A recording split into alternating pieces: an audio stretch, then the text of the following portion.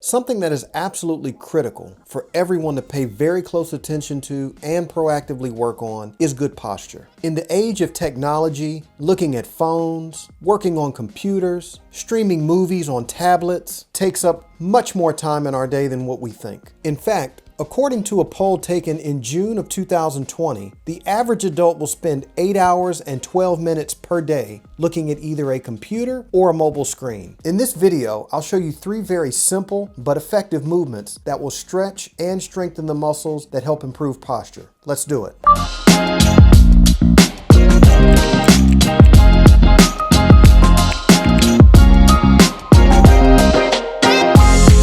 Welcome and thanks for tuning in. My name is Marcus Bailey. My goal is to help as many people as possible not only make the decision to take control of their health and well-being, but also give you tips and information to help make that health journey more enjoyable and easier to stick to long term. Today we're going to focus on the movement portion of this channel and talk about posture and how you can do some simple movements every day to help keep you from getting that slouched over stance that usually comes over time from leaning forward and leaning down at home, school, or work. Good posture is the correct alignment of body parts supported by the right amount of muscle tension against gravity. And because of the habits we have chosen, we need to work harder than we may expect to give the right muscles the strength and tension they need to do that. So let's jump into discussing the muscles that we're going to focus on and the movements that will get them strong and tight to keep you upright and in good form. These are low impact movements, don't require a lot of resistance, and should be done every work day, maybe sometime around lunch or during breaks. All the equipment you need is a set of resistance bands with various tensions. There are several muscle groups that are key to good posture. The main ones being your large back muscles, but also your hamstrings. Before you start, be sure to warm up with a few stretches so your muscles are loose and you avoid injury. You should not make any quick or rapid movements in the warm-up or the 3 exercises we will cover. You should also be sure to stretch your chest with your hands behind your back as a warm-up for these movements and as much as you can throughout your workday.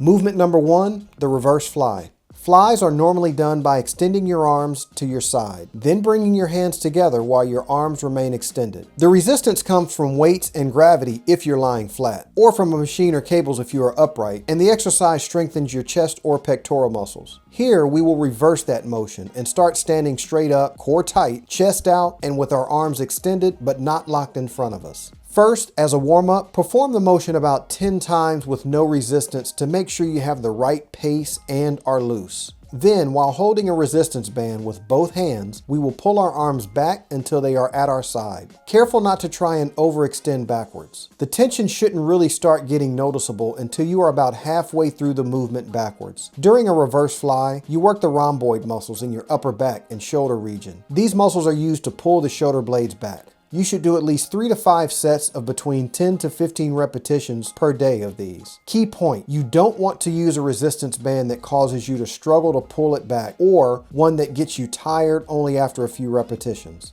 First of all, a tension that's too high causes bad form and makes it hard to keep your chest out. Secondly, the goal here isn't muscle mass, it's muscle strength and endurance. So with this movement, as well as the others, you want to choose a level high enough that it challenges your muscles, but low enough that you can get through about 80% of your reps before it starts to feel a little difficult to maximize benefits and avoid injury. Movement number 2, resistance band rows. This exercise will also strengthen your upper body, which is essential for everyday movements, including pulling. But specifically a stronger upper back and body means improved posture. The resistance band row works several muscles in your back as well as your arms as a bonus. The way to perform this movement is to first sit on the floor with your back upright, shoulders back, and chest out. Warm up by reaching towards your toes, then pulling back while trying to move nothing but your arms in the process. Practice squeezing as you pull back, like you are trying to pinch your shoulder blades together. After a set of warm-ups, place the resistance band around your feet, bend your knees slightly, and hold the bands while you get back to that upright position. Squeeze your shoulder blades together and draw your arms back. Pause there just for a moment, then return to the starting position and repeat for 3 to 5 sets of 10 to 15 repetitions each. You should also keep your hands facing inward for the entire movement. It's very important not to rush this movement and to keep your back and core tight, chest out and shoulders back. The reason for this is so that you can focus the stretch and strengthening on the upper back. Too much movement shifts the work away from where it needs to be and puts you at risk for injury. Also, keep your elbows at about a 45-degree angle.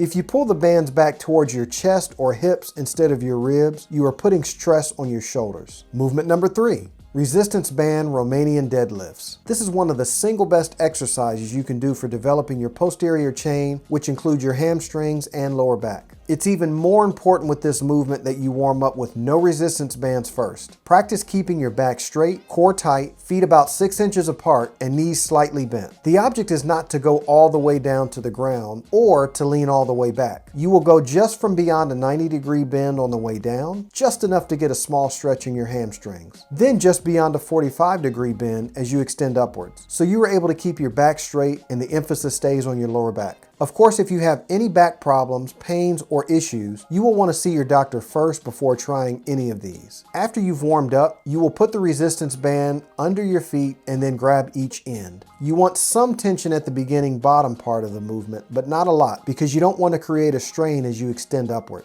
From there, and with your back and core tight, slowly extend up just beyond 45 degrees, then slowly back down just beyond 90 degrees. This movement will probably be one that will stay closer to 3 sets of 10 for the first few weeks that you do this, and you can increase the sets and reps as you progress. So there you have it, 3 simple, very effective, and very important movements to help your body fight against the gravity of sitting at a desk, leaning over to look at your phone, or working at a computer for hours a day. I will again encourage you to stretch before and after you do these. And be sure to drink plenty of water throughout the day as it's very important for muscle hydration and recovery. The goal of these movements is to make those key muscles stronger and give you the ability to sit and stand upright for longer periods of time. If you found value in this video, please consider subscribing and make sure that you're getting notifications so that you'll be alerted when new content is made available. I'm committed to helping you with all aspects of your health, meals, movement, and mindset. Thanks for watching.